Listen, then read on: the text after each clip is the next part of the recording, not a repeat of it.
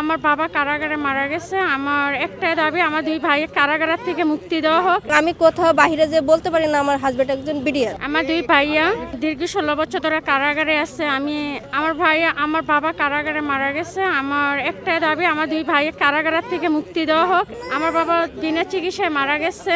আমার দুই ভাই কারাগারে, আমার ভাই খুবই অসুস্থ, জেলখানা কারাগারে খুবই অসুস্থ, কোনো চিকিৎসা পাইতেছে না। তো আমাদের একটাই দাবি, আমাদের যে বিডিআর গুলো জানি উত্তর তাড়াতাড়ি আমাদেরকে বিডিআররা জামিন দেওয়া হোক। কৃষি কাজ করতে পারে না, মাঠে ঘাটে যাইতে পারে না, লজ্জাবোধ লাগে। এবং আমি কোথাও বাইরে যে বলতে পারি না আমার হাজবেন্ড একজন বিডিআর, আমি এটা বলতে পারি না। তাই আমি চাই আমার স্বামী সহ সকল নিরপরাধ বিডিআরদের এবং জেলবন্দি ভাইদের জেল থেকে মুক্তি এবং সকল নিরপরাধ বিডিআরদের পুনরায় চাকরি ফেরত দিতে হবে। আমার কাছে সরকারের কাছে এটা আমার দাবি। আমার নানা ভাইয়ের জন্য আমি এসেছি। নানা ভাইকে আটকে রাখা হয়েছে। যে আমার আব্বু বিগত 16 বছর ধরে জেলখানায় কারাবন্দী আছে।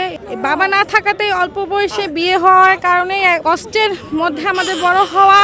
আর আমরা চাই সরকারের কাছে একটাই অনুরোধ যে আমার বাবাকে ছেড়ে দেখ। আমার নানা মুক্তি পায়, আমার নানা আদর পায়নি। যত বন্দি বিডিআর আছে সবাইকে যাতে ছেড়ে দেওয়া হয় সেজন্য আমরা এসেছি।